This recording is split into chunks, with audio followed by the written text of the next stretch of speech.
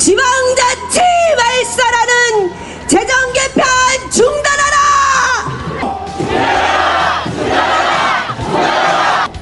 지난 23일 서울 정부청사 앞 수원과 성남, 화성시민 비상대책위 등 시민단체 회원 3천여 명이 정부의 지방재정 개편안 철회를 요구하며 상경 시위를 벌였습니다.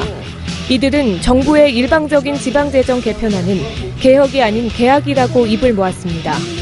지금 중앙정부가 추진한 것은 멀쩡한 사람을 배를 갈려서 맹장 수술하고 심장 수술한 것과 똑같습니다. 지방재정 개편안은 시군세인 법인지방소득세의 절반을 도세로 전환하고 시군에 주는 교부금을 재정이 열악한 곳에 더 줘서 재정 상황의 균형을 맞추게 한다는 게 뼈대입니다. 해당 지자체는 수원을 비롯해 화성구와 성남, 용인, 고양, 과천시 등 모두 6곳. 이렇게 되면 수원시의 경우 연간 세입이 1,800억 원이나 줄어들게 되고 화성시와 용인시 등 다른 곳도 세입이 줄어듭니다. 그러나 이 같은 재정 손실을 메울 대책은 나오지 않는 상황. 지방자치는 중앙정부의 마음에 들지 않는다고 해서 어느 날 갑자기 뜯어고치라고 있는 것이 아니라 대한민국 헌법에서 각 지역은 자기 지역의 특성에 맞게 잘 살아가라고 만든 제도가 앞으로 정부의 개혁안 철회를 요구하는 움직임은 더 거세질 것으로 보입니다. 이할자치, 무늬만자치에 머물고 있는 대한민국의 지방자치제도. 정부는 지방자치의 근본마저 흔드는 지방재정 개편안에 대해 명확한 대책을 마련해야 할 때입니다. 수원 ITV 주세화입니다. 이 박사 이 작가 이제 그 210번째 시간 시작하겠습니다.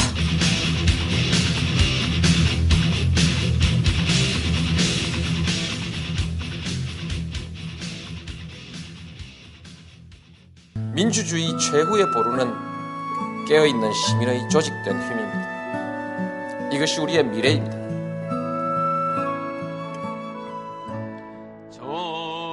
노무현 재단은 사료 편찬과 연구 사업, 추모 기념행사와 봉화음악회 등 문화행사를 개최하고 각종 기념시설 건립을 추진하여 노무현 바로 알리기에 앞장서고 있습니다.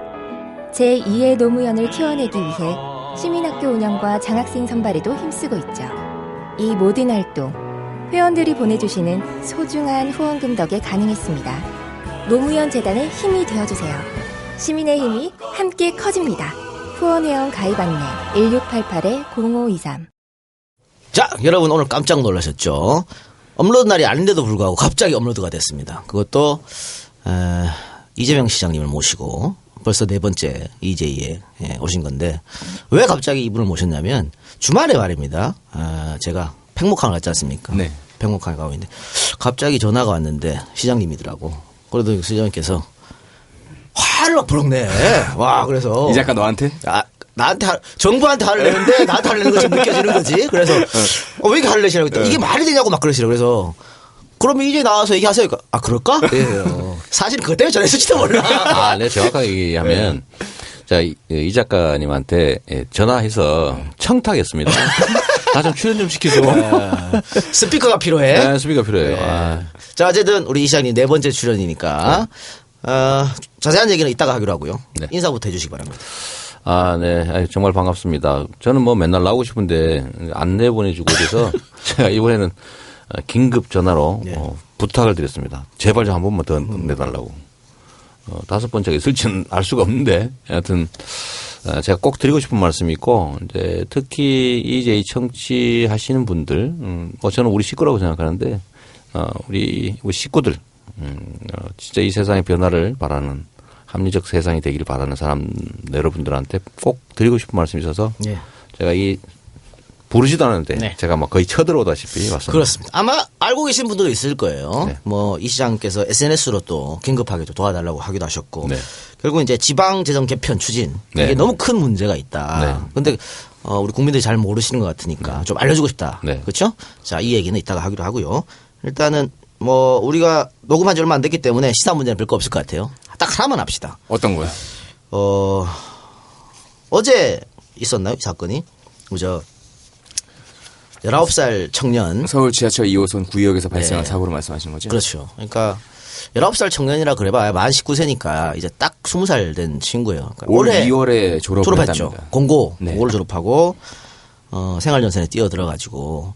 근데 오늘 제가 JTBC 나가고 이 얘기를 하면서 올라오고 울 뻔했어. 울컥했어. 왜 그랬냐면 이 친구 가방을 열어보니까 컵라면이 발견됐은 거예요. 그러니까 집에다가 밥 먹을 시간도 없다고 늘 얘기를 했대요. 그러니까 컵라면 갖고 이제 끼니를 때우면서 일을 한 거야. 어머니가 그거 보시고 눈물이 나죠. 오열을 그럼. 그리고 또 하루 있다가 생일이었대요. 사망하기 전날이. 사망한 날이. 하루 더 있으면 생일이었는데 너무 안타깝죠. 근데 이 사고가 왜 일어났냐면 일단은 스크린 도어가 지하철이 오지 않았는데도 열려 있다. 그래서 고쳐달라고 얘기를 했겠죠. 그래서 이 친구가 왔는데 원래는 매뉴얼상 2인 1조. 가서 일단 수리 보고를 하게 돼 있고요. 그다음 네. 한 명은 감시를 하고요. 네. 한 명은 직접 들어가서 그러니까 수리를 하는 매뉴얼이 있습니다. 고칠 때 차가 오냐 안 오는지 봐야 되겠죠. 근데 이제 그게 안 지켜졌어요. 그게 안 지켜져서 혼자 갔었고 혼자 이래서 그 열차 안쪽으로 가서 수리를 하다가 열차가 들어온 걸 보지 못하고 스크린과 열차 사이에 끼어서 이제 사망하게 된 그런 사건이죠. 근데 이 문제점이 뭐냐. 이번이 세 번째라는 겁니다. 똑같은 사고. 유사한 게 아니고요.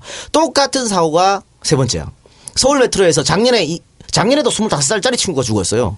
작년에 이 사건 났을 때 서울 메트로가 뭐라 했냐면 앞으로 이런 일 없게끔 자회사로 하겠다. 지금 계속 하청 주고 있잖아요. 그래서 자회사로 하겠다 그랬거든. 그랬는데 이번에 또 사고를 하니까 또 똑같은 대책을 냅니다. 앞으로는 자회사 하겠다. 그럼 1년 동안 뭐 했냐 말이야. 아니, 궁극적인 문제 해결에 대한 의지가 보이는 게 아니잖아요. 명피의 그러니까. 발언밖에 안 되잖아요. 그러니까 매뉴얼을 안 지켰다 그러는데 매뉴얼을 지킬 수가 없어요. 일단은 이 업체가 최저 입찰로 들어왔거든요. 그러니까 돈이 모자라니까 2인 1조를 할 수가 없어. 그래서 한 명만 내보내는 거고. 또 매뉴얼에 뭐가 돼 있냐면 이 스크린도어를 수리할 때는 지하철을 멈추게 돼 있습니다. 이것도 불가능한 게 뭐냐면 하루에 8건씩 나거든. 고장이. 그런데 출퇴근 시간에 고장 나봐. 누가 이걸 멈추고 수리를 하냐고. 지하철 승객들이 가만히 있겠어요? 항일해서 되질 않아요. 1분, 2분만 늦춰져도 쫙 밀린단 말이야. 그렇기 때문에 이런 걸 감안하지 않고 지금 메트로에서 이런 걸 내놨기 때문에 그래 놓고는 하청업체하고 수리한 그 청년의 잘못이다 몰아가는 거는 정말 이건 비겁한 짓이라고 봐요. 근데 사고가 난 게 좀 문제가 좀 반복됐던 구간이 좀 다르다면서요. 오늘 인터뷰를 보니까 네. 5호선과 8호선은 사고가 없는데 지금 그 업체에서 계속 사고가 나는 거예요. 그 업체가 발주한 1호선에서 4호선까지죠. 네. 그러니까 영세 업체이기 때문에 이게 저는 안전 문제에 있어서는 이게 최저 입찰이 과연 옳은가 한번 생각해 보아야 될 문제인 것 같고 정말 왜 그러면 작년에 자회사를 하기로 했냐면 이유가 있을 거 아니야. 그 생각도 해야 되는데 그냥 지금 넘어가갖고 또 미봉책으로 또 이래내놓고 이건 문제가 있습니다. 특히 이 친구가 월 140만 원 받는다 그랬거든요. 월 140만 원가 생활이 됩니까? 그러니까 어떻게 보면 이 친구도 사회에 소외된 약자예요. 그게 더 슬픈 거는요. 뭐 산재는 처리가 된다고 합니다. 근데 산재가 일반적으로 처리될 때 기준이 그 당 해에 받고 있는 연봉을 기준으로 처리를 합니다. 그다음에 이 친구는 여기서도 좀 제대로 된 어떤 보상을 받지 못하게 되는 거죠. 그러니까 저는 우리 언론도 문제야. 진보 언론이 하는 뭐 오마이, 경향, 한겨레 이런 일 터지면 제발 이런 친구들한테 좀 사회 소외되고 이런 친구들한테 좀 힘을 좀 실어주라고. 남녀 성대결에 매몰돼 갖고 맨날 며칠 그따위 기사 쓰지 말고 좀. 너무 화가 났어 난 오늘. 뭐 그래서 그런지 구의역에도 조용한 추모의 물결들이 와 있습니다. 하네요. 뭐 공격적이거나 그러진 않고요. 정말 그렇죠. 거기에는 뭐 어떤 이념 대결이나 이런 것들이 아니고 나도 충분히 그럴 수 있다라는 되게 슬픈 공감의 그런 표식들이 좀 많이 좀 놓여지고 있다고 합니다. 어쨌든 청춘하면 빚도 못 받잖아요. 그죠? 고등학교 졸업하자마자 이렇게 돼서 너무나 안타깝고 그 가족들의 증언에 의하면 이 친구가 조금만 더 열심히 하면 이제 메트로 자회사가 되니까 그럼 정규직이 될 수 있다는 그런 희망이 있었대요. 그러면서 열심히 했다더라고.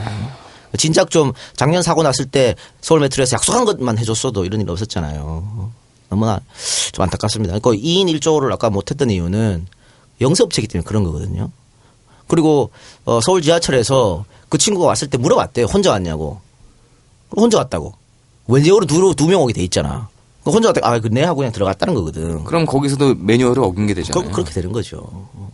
관리하는 데서 CCTV 항상 보고 있잖아. 막 이걸 얘기해야 되는데 지금 전혀 그런 게 안 돼 있어요. 그래 놓고서는 지금 망자가 있는 건대병원에 와가지고는 망자에게도 일부 책임이 있다라고 그렇게 얘기를 한다니까. 했답니다. 지금 스크린도어를 왜 만들었습니까? 안전을 위해. 안전을 위해 만들었잖아. 자살자가 많고 이러니까. 근데 그 안전을 위해 만든 스크린도어 때문에 지금 몇 명이 지금 목숨을 잃었어요. 있을 수 없는 일이에요. 이런 것은. 이런 것들, 그러니까는 꼭 보면은 사회에서 소외되고 뭐가 되고 사고가 나고 이런 것들이 반복되는 것들에 대해서 기본 어떤 얘기를 할 때마다 꼭 예산 얘기를 해요. 예산이 어떻게 사람 목숨보다도 중요합니까? 이런 건 판단을 좀 잘 빨리 해가지고. 아니, 사고가 3번째 났으면 이거는 인재죠. 그렇죠. 절대 천재가 아닙니다. 이재명 시장이 나오셨으니까. 네. 성남시 이제 한풍구 사건 많이 분 돌아가셨잖아요. 네. 그래서 그걸 뭐 이 시장 책임이다. 이렇게 언론에서 몰아가기도 하고 또 새누리당에서 또 그렇게 주장하기도 했었는데 이후에 이제 사후에 어떻게 됐는지 잘 모르시는 분들이 많을 것 같은데 네. 어떻게 처리를 하셨습니까? 그때 사망하신 분들, 그다음에 이제 중상 입으신 분들, 이분들은 뭐 기억하시는 분 하시겠지만 제가 그 3일 만에 다 합의했거든요. 예. 원래 대형 사고가 나면 참 하기 어려운 얘기긴 한데 결국 사후 처리. 그게 중요한 이게 거죠. 되게 중요하거든요.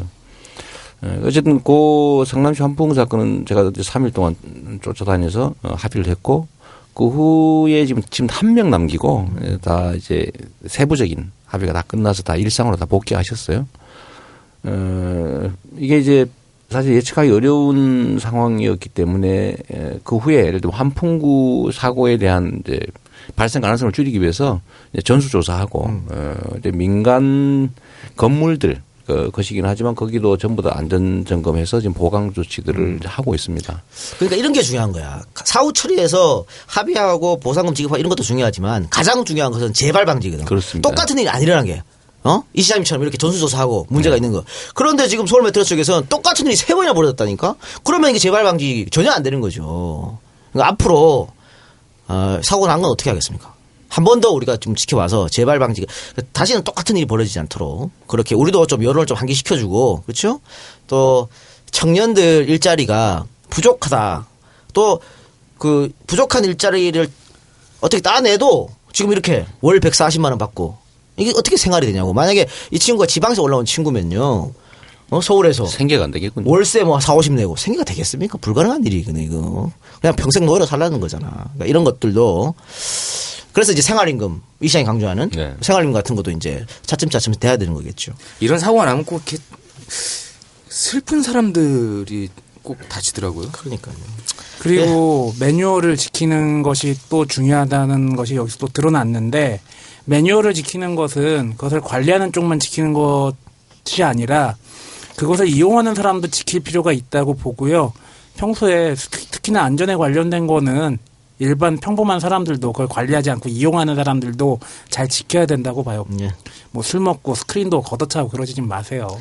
네, 그러면 시사 문제 여기까지만 하고 광고 듣고 와서 본격적으로 이 시장님하고 이야기 나눠보겠습니다.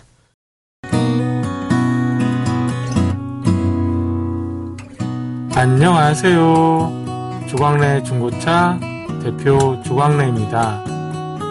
햇살이 따스스스 내리쬐고 봄바람이 살랑살랑 코끝을 간지럽히는 게 어디론가 떠나고 싶은 계절입니다.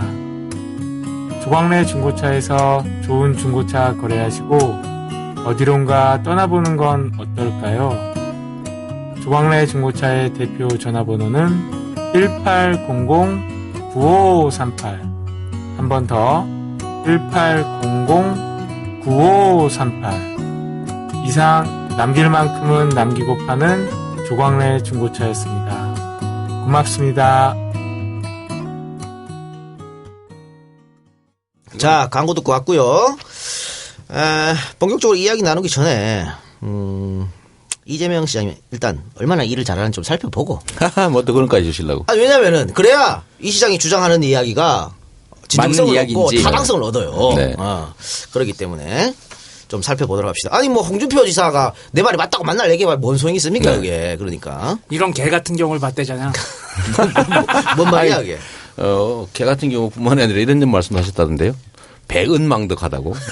아니 이게 어떻게 모습이 주인 일 잘 처리해 줬는데 주인이 좀 인정 안 해준다고 주인한테 배은망덕한다고. 그러니까요. 지자체장이라는 직위를 가지신 분이 어떻게 자기 해당 지자체 주민들한테 배은망덕이라는 단어를 쓰는지 참. 이유는 아주 단순해요. 그게 자기가 대리인이거나 그분들의 일을 대신해 주는 월급 받는 사람이라고 생각하지 않고 지배자라고 생각하는 거죠. 내가 잘해줬는데 뭐 이리 은혜를 모르냐. 은혜를 베풀었다고 생각하고 있는 거죠. 그러니까 그 마음속에. 네, 지배자라고 생각하는 거예요. 자, 일단 그 정부에서 계속 방해했던 네. 청년 배당. 이거 성남시에 살고 있는 청년 스스로가 96.3%가 아주 만족한다. 이렇게 네. 답변했습니다. 이 정도 되면 뭐 더 이상 여기에다 태클 걸 필요 없을 것 같은데 요거는 뭐 그 정도로 넘어가고 요게 좀 문제가 됐던 건데 성남 주빌리 대전으로 12억 따뜻한 기부 선행. 네. 이거 SNS에서 이재명 시장이 서울이랑 한판 붙자. 네. 10억 놓고 네. 이렇게 해가지고 또 이걸 모르는 애들이 난리가 났어. 무슨 사이즈가 큰 배팅 게임을 하고 이게 지금 도박하냐? 성남시장이 도박하고 있냐? 경기에 지금 10억을 놓고 말이야. 도박은 이 작가나. 난리 났습니다. 네. 근데 사실은 10억 놓고 그 10억이 아닌 것인데 실제로 보면은 굉장히 좋은 선행 아주 좋은 거거든요. 이벤트를 통해서 좋은 일을 하는. 네.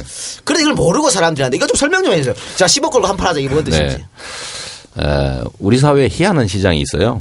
그 빚을 못 갚으면 이제 그 빚의 채권자들의 가치가 떨어지잖아요. 네. 아니 갚을 능력이 없는 채권이고 한 10년 동안 미뤄가지고 뭐 아무리 쫓아다니면서 쥐어짜고 뭐 압박하고 해도 더 이상 갚을 수가 없으니까 채권자들끼리 이걸 팔아버려요. 악성 채권을 만드는 네, 그러니까 이게 뭐 오래된 채권이고 갚을 능력도 없고 아무리 쥐어짜도 안 나오는 채권이니까 원금의 한 1% 미만 가격으로 서로 거래를 합니다. 근데 이 재밌는 거는 채권자 입장에서는 못 받는 채권인데 그래서 가치가 100분의 1로 떨어졌는데 채무자들 입장에서는 똑같은 거죠. 똑같은 거예요. 그렇죠. 그래서 이거를 예를 들면 1,000만 원을 주면 10억 원어치를 살 수가 있어요. 그러니까 사는 쪽은 1,000만 원 주고 10억 원을 사서 없애버리면 채무자들은 빚을 10억을 탕감받는 거예요. 얼마나 좋은 거죠. 그러니까 이게 특이한 거죠. 그래서 우리가 이 채권을 좀비 채권이라고 불러요. 예를 들어 채권자 입장에서는 못 쓰는 채권인데 죽은 채권인데 채무자 입장에서는 펄펄 살아있는 채권이죠. 쉽게 설명하면 이런 네. 거죠. 이 박사가 한 1억을 어디서 예를 들면 어떤 제1금융권에서 국민에서 1억을 빌렸어. 못 갚아. 국민은행이 이걸 팔죠. 네. 채권단에. 한 10% 정도 받고 10% 주고 팔아. 그럼 한 1,000만 원에 파는데 여기서 또 다른 데 넘겨줘요.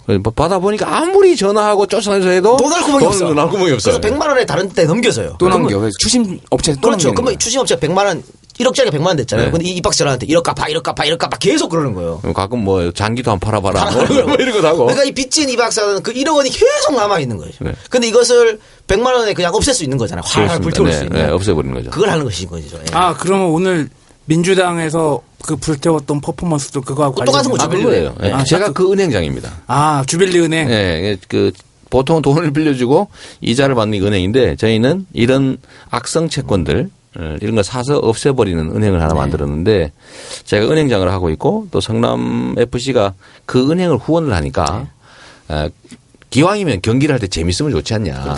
해서 제가 서울한테 그랬죠. 서울한테 한 판 걸고 하자. 사람들은 채무자에게는 10억짜리 채무고 채권자는 1,000만 원짜리인데 1,000만 원에 살 수 있다. 그러니까 우리가 이기면은 당신이 좀 내라. 대신 우리가 500만 원은 우리가 낼 테니까 500만 원만 내라. 네. 혹시 우리가 지면 우리가 다 낼게 네. 했는데 이제 서울이 거절했죠. 거절해서 제가 또 거절한다고 안 하는 사람이 아니잖아요. 예, 그래서 그럼 우리끼리 한다. 너는 싫어도 경기한다. 어떻게 경기를 해야 되니까. 그러니까 그래서 제가 우리가 지면은 우리가 관중 수입에서 1,000만 원 내고 우리가 이기면 서울 대신에 이거 내줄 사람 후원을 구했어요. 네. 후원을 구했더니 무려 1,600만 원이 들었어요. 그러니까 16억 원어치를 없앨 수 있게 된 거죠. 네. 그래서 이번에 제가 또 졌습니다. 져서 그러면 우리가 이제 1,000만 원 내서 10억짜리 사서 없애주고 그러면 아마 수십 명이 빚에서 헤어나고 그렇죠. 정상적인 생활이 가능하죠. 대신에 그 민간에서 내주기로 했던 1,600억 원, 1,600만 원을 굳어서 다음 경기 때 서울이 싫어해도 또 계속 하려고 네. 뭐 그렇게 하고 있습니다. 그러니까 그 정책에 대해서 조금 비난하는 사람 중에 일부는 그런 얘기를 하죠. 왜 똑같은 채무자인데 그 사람들의 채무를 갚아줘서 네. 그 사람들이 게으른 채무자가 되게 만드냐. 라는 얘기를 하거든요. 그러니까 그 이제 모랄 해저드 얘기인데 이제 어느 정도 우리 국민들도 알아요. 네. 이게 도덕적 해이하고는 전혀 상관없는 문제다. 이분들 이걸 없애줘야 이분들이 새롭게 출발할 수 있거든. 그럼요. 출발하고 정부는 이 사람들에게 주는 생활 보조금 이런 걸 안 줄 수가 있죠. 그럼요. 서로서로 이 사람이 윈윈이지. 돈 벌어가지고 세금 낼 거고 훨씬 더 이익이라는 거예요. 그리고 아마 제가 알기로는 그때 당시 이런 유의 채무가 발생했던 사람들이 대부분 다 생활 채무예요. 그렇습니다. 뭐 300만 원, 악성 뭐 100만 원 이런 거 네. 빌린 거예요. 네. 근데 도덕적 해이 얘기하는데 그러니까 이렇게 갚아주면은 그거 기대하고 돈을 안 갚지 않겠냐 이렇게 생각하는 건데요. 10년 동안 취직도 못하고 통장도 개설 못하고 집도 못 얻고 주민등록도 못하고 맨날 도망 다녀보십시오. 네. 그거 몇백만 원 안 갚으려고. 그렇죠. 예, 그렇게 할 사람은 없거든요. 그렇죠. 어쩔 수 없이 못 갚아지는 그러니까 거죠. 이미 뭐 대책이 없는 사람들 거를 해결해 주는 거기 때문에 도덕적 해이를 유발하지는 않죠. 또 외국 선진국에서도 다 하고 성공 있어요. 사례가 있죠. 그렇죠. 네. 외국에서는 이런 식으로 장기간 계속 쫓아다니면서 돈을 받는 걸 못하게 하고 있어요. 그러니까. 예. 어떻게 죽을 때까지 쫓아다닙니까? 살인도 공수시효가 있는데 이 빚은 희한하게 공수효가 없어요. 시효가 없어 계속 연장하면 돼요. 뭐 자식한테 상속도 돼. 예, 이거는 말이 안 되죠. 그렇게 되면 빚이 있는 사람들은 결국에는 이 인생에서 다시 한번 경기에 참여할 수 있는 기회를 못 얻잖아요. 재기할 기회를 원천 봉쇄당하죠. 그래서 이게 참 중요한 건데 어쨌든 이렇게 해서 정말 재밌는 이벤트 네. 또 교훈 있는 이벤트라고 보여지는데 겉으로 보기에 그냥 진짜 10억을 놓고 한푼 하는 아, 그거는 제가 또 굳이 얘기를 하면 일부러 그렇게 했어요. 1,000만 원 얘기가 아니고 10억이라고 붙인 거죠. 그래서 그렇죠. 명칭도 10억 대전 뭐 예를 들면 빌리언 대전 이렇게 붙인 거예요. 이유는 우리가 하고 있는 그 은행 이름이 주빌리 은행인데 빌리언 주빌리 비슷하잖아요. 그래서 이제 그 광고 효과를 노리고 저쪽에서 뭐 싫어하고 뭐 또 논란이 벌어지길 제가 일부러 유도한 측면이 있죠. 그렇죠. 네, 뭐 그렇게 해야 알려지니까. 얼마나 노이즈 많은 사람이 마케팅이군요. 제가 원래 노이즈 마케팅 전문가입니다. 자, 그리고 또 이것은 성남시에서 한 게 아니고요. 네. 구미참여연대에서 네네. 구미시와 성남시 여러분들 어디에 살고 싶어요? 이걸 했습니다. 구미참여연대에서 네네. 이 구미 시민한테 보여주는 거야. 야, 참. 이게 뭔 얘기냐면 비교한 겁니다. 구미시와 성남시 네. 모든 걸 다 비교했어요. 예산 어떻게 쓰고 뭐 인구는 지금 몇 명이 딱 비교했는데 이걸 왜 지금 구미참여연대에서 했냐면 구미시가 지금 올해 들어가지고 박정희 관련된 예산을 1,000억 원을 넘게 책정했습니다. 1,000억 원. 예. 근데 구미참여연대 얘기는 그거 없애면 엄청난 복지를 할 수 있다 이거야. 그렇죠. 그거를 성남이 하고 있다. 네, 성남시의 2배 정도 할 수 그렇죠. 있습니다. 그걸 비교를 하는 겁니다. 그걸 비교하는 건데 자 일단 하나하나 살펴보면 급식 문제. 성남시는 뭐 당연히 학생들한테 무상급식을 하고 있습니다. 그렇죠? 유기농 급식도 하고 있죠. 아 거기다가 유기농 네, 급식을. 그런데 구미시에는 선별적 급식이에요. 차별급식. 전부 다 하는 게 아니야. 그러니까 우리가 맨날 과거에 주장했던 애들한테 낙인 찍는 거 그걸 하고 있습니다. 못 사는 사람이라고 골라가지고 표시하고 티켓 주는 거죠. 그렇죠. 이게 예산이 30억 원. 성남시는 244억 원입니다. 차이가 나죠. 성남시 인구가 구미시 2배 되니까. 그걸 생각하시면 네네. 돼요. 2배가 아니라 지금 뭐 몇 배 되죠. 예. 그리고 박정희 예산대 3대 무상복지 예산 이렇게 해서 성남시가 3대 무상복지 예산을 합계 201억 원. 다시 말씀드립니다만 성남시가 인구 2배입니다. 그런데 박정희 예산은 박정희 생각알림 및 추모 예산, 박정희 탄생 100돌 기념, 박정희 대통령 역사 자료관 건립, 박정희 뮤지컬 해서 255억 원입니다. 각종이 뮤지컬 있어요. 네. 그런데 성남시에는 중학생 무상교복, 무상산후조리원, 청년배당 이거 해서 201억 원이야. 그럼 255억 이거 다 안 하면 구미시는 인구가 반이기 때문에 성남이 2배를 할 수 있는 겁니다. 그렇죠. 그렇죠? 근데 정부는 성남시 청년배당 3대 무상복지는 재판까지 걸어가면서 막는데 이거는 또 가만 놔둬요. 네. 이해할 수 없습니다. 또 있습니다. 자, 구미시는 새마을 테마파크를 하고 있고 성남시는 공공의료원을 건립했습니다. 자, 구미시가 새마을 테마파크에 건립할 때 쓰인 예산이 866억 원. 그런데 성남시가 공공의료원 건립하는데 299억 원 들었습니다. 여기에다가 임대주택 1만 원 건설에 28억 원. 합해도 320억밖에 안 돼. 그런데 새마을 테마파크에 866억이 들었어. 새마을 테마파크는 뭐 하는 데냐? 아니 그냥 뭐 하는 데냐고. 여기 공공의료원에서 우리 서민들 돈 없는 가난한 사람들이 와갖고 의료를 받을 수 있는 건 아닙니까? 돈 얼마 안 들이고 홍준표가 없앤 그런 거 하고 확 비교되잖아 지금. 새마을 테마파크는 거기 가면 슬레이트 지붕 올리고 이런 거냐? 모르겠어. 뭐 하는 거지. 근데 지금 막 박근혜 대통령이 지금 우간다를 갔는데 우간다가 아프리카의 진주다 이렇게 얘기했대잖아요. 근데 그 우간다 대통령이 새마을 운동을 좋아한대. 이 양반이요. 요즘 보니까 자기 좀 좋아하는 쪽에만 여행을 가더라고요. 지금 중요한 게 그게 아니다. 하여튼 뭐 그건 그렇고. 아니 근데 구미시에 박정희 대통령 관련된 부서들이 따로 있는 것 같네. 새마을과 박 대통령 기념사업계, 박정희 탄신 100주년 기념사업. 다 TF. 예산 낭비야. 공무원들 월급 안 주나? 새마을과 8명, 박 대통령 기념사업계 5명, 박정희 탄신 100주년 기념사업 TF 3명. 아씨, 우리 박사 학교 잘라서 놀고 있는데 그런 데도 갖다 써. 그 사업 내역 보다가 빡친 게 무슨 박정희 식단? 이런 것도 한다며? 아니, 채용 공고가 났었는데 차마 못 내겠더라고. 제가 났어요? 가지 그랬어. 갈 생각이 있었다는 얘기네. 야, 갔으면. 야, 이 박사 갔으면 네가 뭐 거기서 뭐 박정희에 대해 아세요? 그러면 안 떨어지잖아. 박정희 신격화에 대한 연구 이런 걸 해야겠지. 그래, 또 있습니다. 국공립 어린이집. 구미시에 지금 8개가 있고요. 현재. 성남시에는 65개가 있습니다. 대단하네. 그리고, 이거는 기존에 있는 것이고요. 앞으로 새롭게 할 거. 성남시는 국공립 어린이집 8개, 시립지역 2개, 그래서 10개를 앞으로 다시 할 거고, 구미시는 1개도 없습니다. 아니, 이게 그리고 시세가 반 정도밖에 안 된다 손 치더라도, 현재 어린이집이 65개에서 성남시, 구미시가 8개면은, 반도 안 되고, 그리고 구미시도 나름 공업도시 아니에요. 네. 그러면 어린이집 수요가 굉장히 많을 거란 말이야. 어린이집 굉장히 중요합니다. 제가. 이 작가. 어린이집 때에서 얘기해봐. 너 김영우 의원 붙들고 한참 얘기했다며. 우리 동네 당선자 김영우 당선자 청탁을 했잖아. 뭐라고? 우리 애 좀 어린이집 좀 보내게 해달라. 어린이집을 못 보내. 어린이집 다 만땅이야. 뭐 순번 150번이에요. 알 수가 없어요. 그래갖고 내가 저 김영우 당선자한테 내가 너 당선시킨 어떤 그런 게 있잖아. 청탁을 했더니 김영우 당선자 하는 말이 나도 못 보내요. 우리도 못 가요. 우리도 못 보내고 있어 이러더라고. 그러니까 성남으로 이사 오러 가잖아요.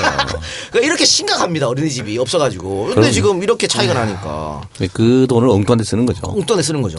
또 학교교육 지원 사업. 성남시는 200억 예산 책정했는데요. 구미시는 29억. 이것도 한 9배, 10배 차이 나는 거죠. 그러니까 구미시는 이제 써야 할 때는 안 쓰고 이상한 데도 쓰기 때문에 이런 일이 벌어지는 겁니다. 또 최저임금. 구미시는 기간제 근로자 시급을 6,125원 최저임금 책정했고 성남시는 7,000원 생활임금으로 책정했습니다. 차이가 팍팍 나지 않습니까? 그러면 이렇게 하면서 구미시에서 얘기하는 거야. 여러분 어느 시에 살고 싶으십니까? 이거 다 답답한 거야. 구미시 참여하는 데서 보니까 이게 꼬라지 보니까 말이야. 아니 봐 박정희 뮤지컬에 28억 원이 말이 됩니까? 성남시 중학생 전원에게 무상 교복해 주는데 25억밖에 안 들어요. 그러니까 이게 박정희 뮤지컬 하려고 하지 마시고요. 이제 박정희 특집을 애들한테 들려줘.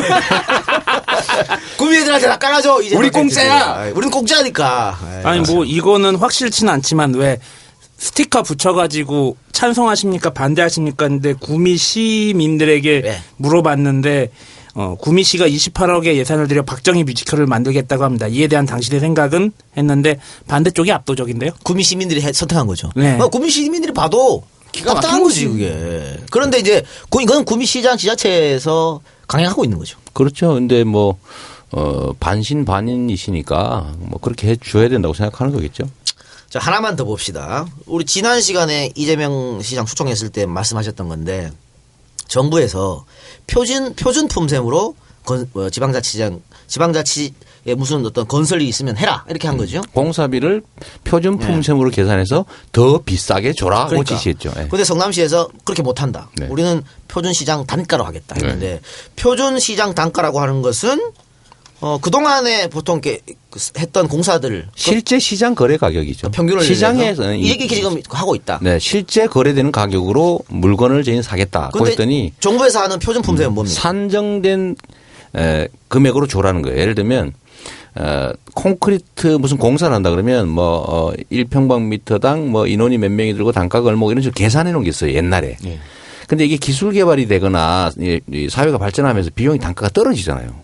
근데 옛날 가격을 계속 주라는 거예요. 근데 우리는 실제로 시장에서 거래되는 가격으로 주겠다고 했더니 그 행자부에서 예규를 만들었어요. 전국의 지방자치단체는 앞으로 시장 거래 가격보다 한 7% 비싼 정부가 고시한 그 금액으로 공사를 줘라.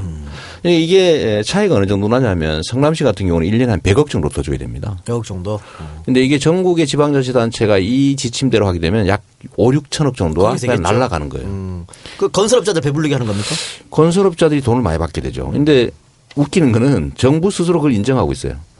건설업협회에서 정부에 요청을 해서 그 요청을 받아준 거라는 거예요. 아니 세상에 말이 되는 소리입니까? 국민 세금으로 나가는 건데 왜 그렇게 하는지 이해를 못하겠네. 건설업자가 이쁜가 보죠. 아니면 조달청 홈페이지 만들기 귀찮아서 그런 거 아니야 새로?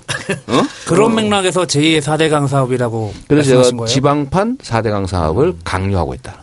그래서 결국 정부가 하라는 것을 거부하고 이 시장이 서현도서관인가요? 네, 도서관. 서현도서관 건립공사 여기에 입찰을 시켰습니다. 입찰을 시켜가지고 표준시장 단가 적용해서 결국은 207억 원. 근데 정부가 하라는 표준 품종을 하게 되면 218억 원, 네. 11억 원을 더 많이 줘야 되는 것이죠. 그렇죠. 그 반대로 얘기하면 11억 원을 아꼈다는 거. 그 정부 지침을 거부하고 11억을 고공사에서만 아낀 거죠. 그러니까 요것만 내요. 요것만 써요. 그러니까 이거 포함해서 다른 것까지 다 하면 1년에 한 100억 원 정도 됩니다. 그렇죠. 근데 요거 한 개만 가지고도 중학생들 무상교복을 절반을 해줄 수 있는 거죠. 한 개만 해도. 이랬는데도 도서관공사 경쟁률이 369대 1이 나왔대요. 입찰 업체가. 그러니까 그렇죠. 엄청나게 입찰이 들어온 거지. 그렇지. 그렇죠. 뭐 지금까지는 지금까지는 다 남으니까. 복지에 관한 얘기를 해주셨는데 저는 이거를 보고서 이거는 하나만 더 하면요. 인권에 대한 문제라고 생각을 합니다. 네. 아까 한 7시간 전에 SNS 올리신 것 같은데요. 요즘 세상에 생리대도 못하다니 저소득층 청소년 생리대 지원 사업 성남이 먼저 시작합니다. 이거 어떤 내용입니까? 저도 몰랐는데요. 진짜 그거 보니까 미안하더라고요. 제가 명색이 공공의 사무를 처리하는 정치인 행정가인데 생리가 시작되는데도 돈이 없어서 생리대를 사지 못하고 뭐 그걸 딴 걸로 대체했다든지 학교를 아예 못 가고 집에서 누워 있었다든지 뭐 이런 얘기를 제가 보도에서 봤는데 정말로 미안했습니다. 그렇죠, 이게 저도 나름 그 사회 어두운 부분, 약자들 부분을 살피는 사람인데도 아직도 우리 사회에 이런 부분이 많이 남아 있고 이 부분을 우리가 이제 지원해 주겠다고 하면 분명히 과잉복지다. 이런 소리 하고 방해할 거 아닙니까? 제가 그럼에도 불구하고 그냥 시행하려고요. 분명히 복지부에서 또 왜냐하면 이게 복지 정책이니까 이것도 이거는 복지라고 안 보고 거거든요. 저는 인권이라고 말이 안 그렇습니다. 되는 거지. 아니 그래서 생리대에는 세금도 없어요. 예. 원래 그렇게 돼 있어. 예. 그러니까 너무나 이거는 뭐 복지라고 할 수 없는 것이죠. 그러니까 그런데 아마 정부는 전에 검토를 했었대요. 했는데 안 하는 걸로 결론 냈다는 거고 이게 얼마나 되겠어요. 기껏해야. 뭐 통계적으로 보면 이렇게 보호해야 될 인원이 성남시 같으면 전국에 6만 명 정도라고 추산한다니까요. 성남시를 100분의 1로 보면 600명이거든요. 600명의 1년치 한들 얼마나 되겠어요. 그거 뭐 맨날 그러는 것도 아니고.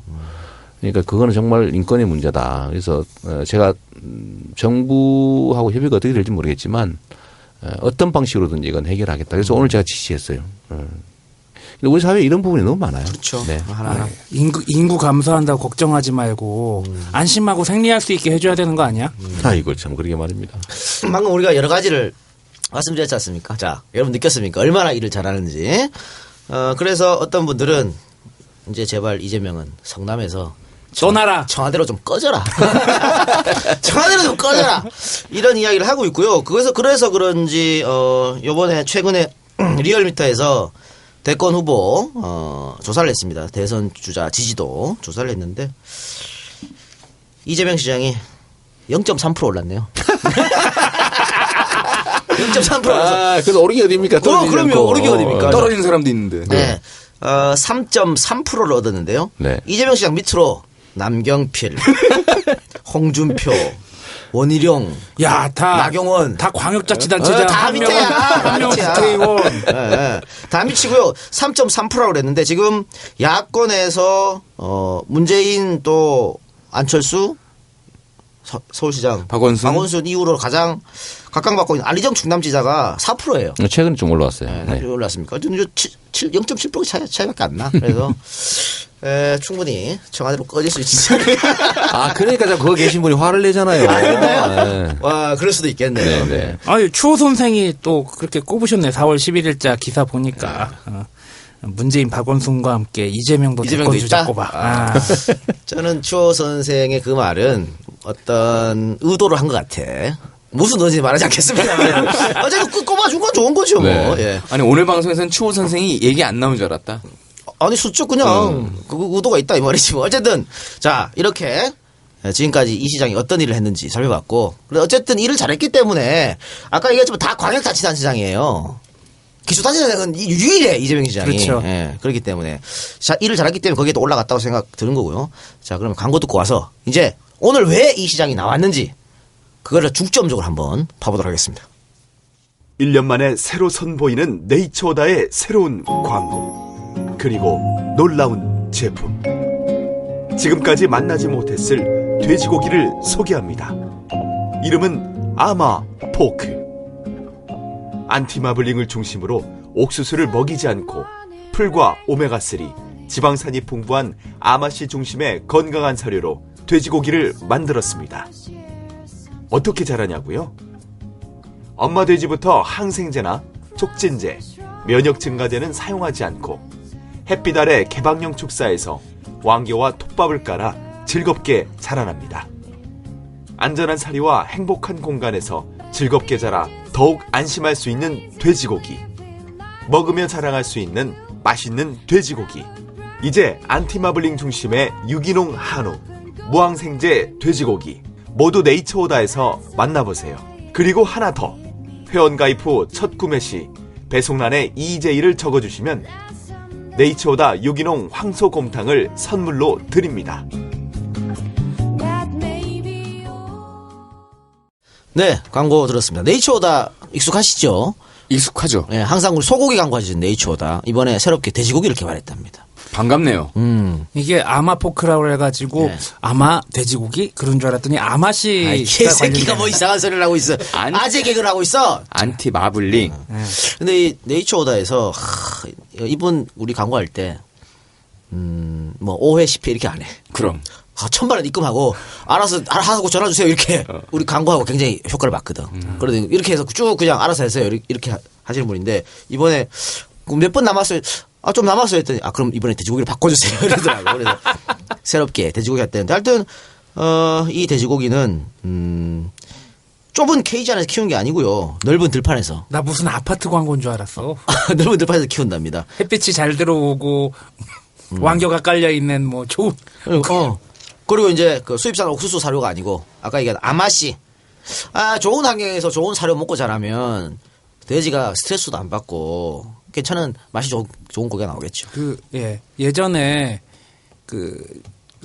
저 구제역 때문에 돼지고기 막 죽이고 그랬던 거 그 동영상 보니까 엄청 충격적이었던 게 그 각박한 환경에서 돼지고기가 그야말로 사육이 되다가 또 각박한 곳으로 마구 집어넣는 그래서 묻어버리는 그런 모습을 보고 참 안타까운데 동물권이라는 얘기도 심심찮게 나오는데 좋은 환경에서 잘 자라면은 돼지고기도 맛있을 거라고 저는 생각합니다. 그러니까 문제는 우리가 예전처럼 무조건 배가 고파가지고 먹을 거를 갖다가 양으로 먹는 때가 아니잖아요. 질로 지금은 먹죠. 이제 질로 먹어야 되는 거고요. 지금 얘기했던 이제까지 이 박사 얘기했던 그 부분은 이어서 말씀드리면 이제는 음식을 어떻게 먹느냐가 더 중요한 시대가 됐습니다. 그리고 고마운 얘기가 있네요. 안티마블링.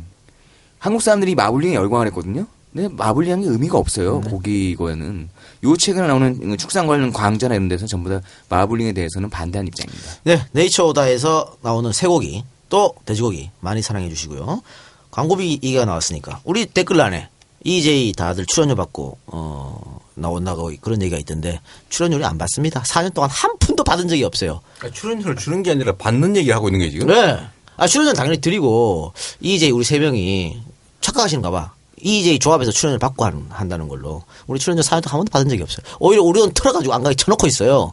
그러니까. 왜냐면 우리는 이거 조합 없을 때 깔끔하게 없을 거거든. 그러니까 오해하지 마시고요. 근데 사실 그 출연료가 체크는 되고 있어. 제가 조합에서 받을 출연료가 한 3천만 원쯤 됩니다. 우리 이 박사 세자가 한 2천만씩 돼. 왜냐면 내가 많이 나왔거든. 그래서 그 정도 되는데 우리 다 그거 안 받고 있으니까 그런 오해는 하지 말아주셨으면 좋겠습니다. 야, 악성 채권인데? 이거는 못 받지. 주빌리에게 팔아넘겨. 그래서요. 안 가. 조합 주빌리에게 팔아넘겨. 한 30에 팔아넘겨. 예, 여러분들 네이처오다 많이 사랑해 주십시오. 자, 일단 그 정부에서 개편한다고 하는 지방 재정 개편. 어떤 건지 좀 일단 설명을 좀 하셔야 될 것 같아요. 뭐 간단히 얘기하면 정부가 지방자치단체들한테 네. 정부가 해야 될 일 다 떠넘기고 정부가 낼 돈을 지방자치단체가 내라고 덮어 씌운 금액이 약 5조 원쯤 됩니다. 그게 뭐 1년입니까? 아니면 박근혜 정부? 매년. 매년. 네. 매년. 예, 대표적인 게 이제 기초연금 한다고 대통령이 공약해서 국가에서 시작했지 않습니까? 네. 그거를 예를 들면 성남시 같은 경우 40%를 내라고 그래서 작년에 한 500억 가까이 성남시가 갑자기 이유 없이 낸 거죠. 무상보육 한다고 해가지고 그러면 정부가 내야 되는데 이것도 너희들이 뭐 20% 내라 뭐 이렇게 해가지고 올해 같은 경우 130억 저희가 내고 있어요. 근데 이런 식으로 정부가 내야 될 돈을 지방에다 계속 떠넘기니까 지방자치단체 살림이 어려워지지 않습니까? 그렇죠. 근데 비용도 지금 자체 조달을 못하는 자치단체가 전국의 대부분의 자치단체가 된 거죠. 그래서 정부 입장에서는 이렇게 하면 안 되는 거니까 어차피 보조금을 주거든요 또. 왜냐하면 그렇다고 뭐 죽을 수는 없잖아요. 근데 이거를 정부가 해결하기로 2014년에 약속을 했어요. 4조 7천억을 떠넘겼으니 뭐 예를 들면 지방 소비세도 조정하고 교부세액도 조정해서 지방자치단체한테 우리가 떠넘긴 거를 채워주겠다 이 발표를 했어요. 네네네. 근데 그럼 그 지키면 되잖아요. 그렇죠. 근데 뜬금없이 말이에요. 이번에 다른 지방자치단체가 어려우니 네. 이 중에서 좀 견디고 있는 성남시, 수원시, 화성, 용인, 뭐 과천, 고양시 여기서 한 5천억 내라. 재정이 탄탄한. 내년부터. 내후년부터는 8천억 내라. 그건 나눠 쓰자. 이렇게 한 거예요. 6개 도시에서 5천억, 8천억을 받아서 전국에 이제 나눠주겠다. 네. 근데 이게 사람들이 들으면 일단 그럴듯해 보이잖아요. 그럴듯하죠. 뭐, 잘 사는데 뭐 도와주지. 이런 건데 문제는 잘 사는 게 아니고 겨우 견디고 있는 거예요. 다른 데는 세금이 비용도 조달 못하는 상황이 되어버렸는데 그나마 정부 보조금 안 받고 자체적으로 버티고 있던 6군데를 정부 보조를 받아야 되는 단체로 만들고 있어요. 이거는 역행하는 거잖아요. 네. 아니 지방자치단체가 일을 할 수 있게 또 자율적으로 일을 할 수 있게 정부가 통제를 하면 안 되는데 네. 이제는 통제를 받아야 되는 정부가 보조금을 주지 않으면 살 수 없는 자치단체를 지금 만들어버리겠다는 거예요. 그러면서 이제 내세운 명분은 공평하게 돼야 된다 이거예요. 아니 이게 예를 들면 아버지가 제가 알아듣기 어려우니까 이 아버지 얘기를 하면 아버지가 부자예요. 네. 부자라서 뭐 아주 나쁘게 한 두 집 살림도 하고 뭐 아우디도 사서 막 굴리고 네. 그리고 막 해외여행도 마구 다니고 뭐 도박도 좀 하고 그러니까 돈을 막 쓰다가 돈이 떨어져요. 그러니까 자식들한테 분가한 자식들한테 야 너 얼마 내라. 그러니까 계속 뜯어간 거예요. 자식들이 살 수가 없잖아요. 떼거리를 못 떼오게 된 거예요. 그러니까 다 굶어 죽게 생겨서 막 아우성이고. 근데 그 중에 이렇게 뺏고 괴롭혔는데도 잘 버티고 있는 장남이 있어요. 네. 이 장남이 보니까 하루 세 끼 계속 먹고 애들 초등학교도 보내고 이런단 말이에요. 다른 데는 막 학교도 못 보내고 막 밥도 막 굶고 있는데 그러면 정부가 아버지가 원래 뜯어갔던 돈을 자식들한테 돌려줘야 될 거 아닙니까? 근데 그걸 안 돌려주고 야, 저 너네 큰형이 그 광에 뭐 쌀 좀 있는 것 같은데 우리 털어서 나눠 먹자 이렇게 한 거예요. 그렇게 하고 있는데 지금 보면 근데 현재도 성남시에서 뭐 취득세 등록면에서 이런 것들 받아가지고 다 성남에 쓰는 게 아니고 경기도에 좀 나눠주고 있다면서요? 그러니까 국민들은 해당 지역에 쓸 세금도 내고 그걸 지방세라고 그러죠. 정부에 세금을 내서 전국 단위로 쓰도록 하는 국세를 냅니다. 그럼 국세는 중앙정부가 쓰고 지방세는 해당 지역 자치단체가 쓰는데 이게 20%밖에 안 돼요.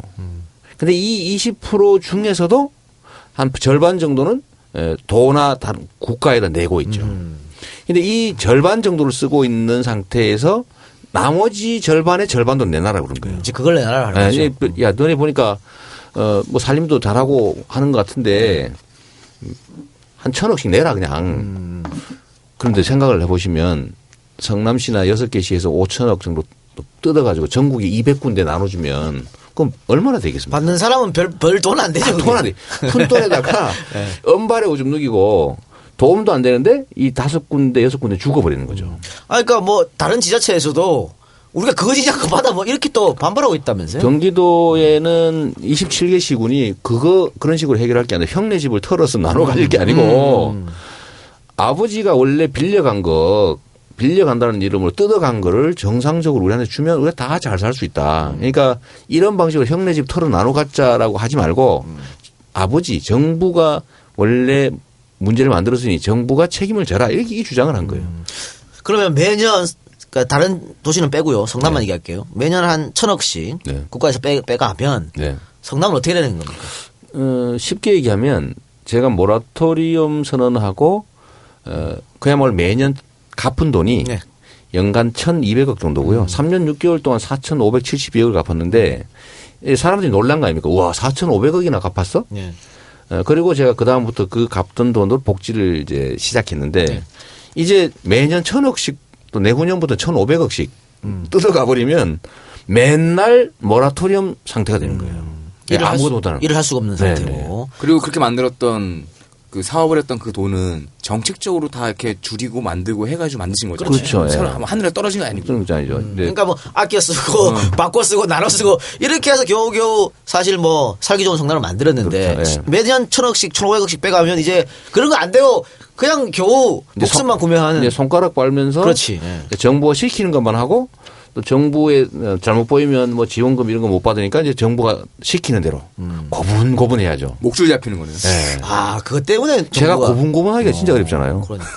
그런데 지금 이게 정부에서 프레임을 아주 기막히게 짰습니다. 기막히게 짰습니다. 부자 도시에서 돈을 뺏어서 가난한 도시를 나눠주겠다. 네. 이거잖아요. 언제부터 성남이 부자야? 아니 그러니까 그렇게 해놓으니까 이게 듣기에 그럴듯하죠. 공평하게 그럴듯하죠. 근데 문제는 여기에 정부의 함정이 설정되어 있는 겁니다. 뭐냐면 싸움을 시키는 거예요. 이제 현 정부가 주로 하는 일이 그거거든요. 그렇죠. 싸움 시키기. 예, 뭐 청년 세대하고 뭐 또 기성 세대 싸움 시키기, 그렇죠. 뭐 지역 싸움 시키기 이런 걸 하는데 이것도 6군데를 돈을 뺏어서 앞으로는 실제로 지방자치를 못하게 만들면서 싸움을 시키는 거죠. 그렇죠. 그러면서 저 지방에는 야 저기서 뜯으면 당신도 한 20, 30억 받을 수 있는데 좀 가만히 있어라. 지지 성명 내라 이렇게 막 설득을 하는 거예요. 우리가 지난 시간에 말했죠. 이 정부는 국민들 서로 싸움 시킨다고. 그러면 통치하기 정말 편하거든. 그럼요. 정규직 비정규직 싸워봐요. 싸우게 냅두고 자기끼리 자기가 하면 돼. 이것도 지금도 성남과 6개 도시 포함해서 다른 지역하고 싸우게 만들면 얼마나 편합니까, 지들이. 그런데 의도대로만 되지는 않는 것 같아요. 그러니까 다른 지방자치단체장들이 근본적으로 정부에 뺏겼던 매년 뺏기고 있는 4조 7천억을 그걸 돌려받으면 지금보다 훨씬 낫거든요. 근데 4조 7천억이 아니라 5천억을 가지고 나눠보면 10분의 1밖에 안 되잖아요. 그렇죠. 그러면 정부에서는 이거 해결했다고 그럴 거란 말이에요. 그래서 싸우다 찍고 보다 보면 지방자치단체 사이에 갈등도 생기고 그러면 힘이 떨어져요. 지방정부 소위 자치분권 세력하고 중앙집권 세력하고는 계속 갈등이 있습니다. 사실 말을 안 해서 그렇지. 그러니까 중앙정부는 계속 독점하고 싶어 하죠. 이 박정희 전 대통령이 지방자치를 폐지했잖아요. 그런데 김대중 대통령이 이거를 단식 농성을 해가지고 살렸어요. 그래서 이게 정권 교체의 기반이 됐거든요. 근데 지금 박근혜 정부는 이 지방자치를 죽이고 싶은 겁니다. 아버지가 했던 걸 하고 아버지가 했던 것처럼. 근데 아버지가 했던 거 많이 하거든요. 그 첫 번째 아버지가 했던 걸 하는 게 교과서 국정화입니다. 박정희 대통령이 교과서 국정화를 해가지고 국민의 머리를 통일시켰잖아요. 국민의 사고를. 국민 교육 현장 이런 거 외우게 하면서. 근데 그 후에 뭐 여러 가지 교과서가 나오고 교과서 자율화되니까 사람들이 다양한 생각을 갖게 됐고 이게 민주주의 시스템에 맞는 거거든요. 근데 이게 싫은 거예요. 그래서 교과서를 하나만 만들어가지고 오로지 한 개만 가르치겠다. 이 교과서 국정화한 거죠. 단위로 한 거예요. 두 번째가 뭐냐면 이 일관성이 있습니다. 교육 자치를 죽인 거예요. 그게 뭐냐면 누리과정 예산을 정부 책임인데 자기들 마음대로 시행령 만들어가지고 교육청에다 떠넘겨버렸죠. 교육청이 돈이 없어가지고 이제는 그거 하느라고 아무것도 못하게 된 거예요. 그러니까 교육 자치가 사실 죽어버렸죠. 각 교육청이 독자적으로 할 수 있는 사업의 여지를 돈을 뺏어서 다 없애버린 거죠. 이제 세 번째 단계로 나오는 게 지방자치단체들 중에 거의 대부분은 정부 보조를 받으니까 독자적인 목소리를 못 냅니다. 사실은 지방자치가 안 되는 거죠.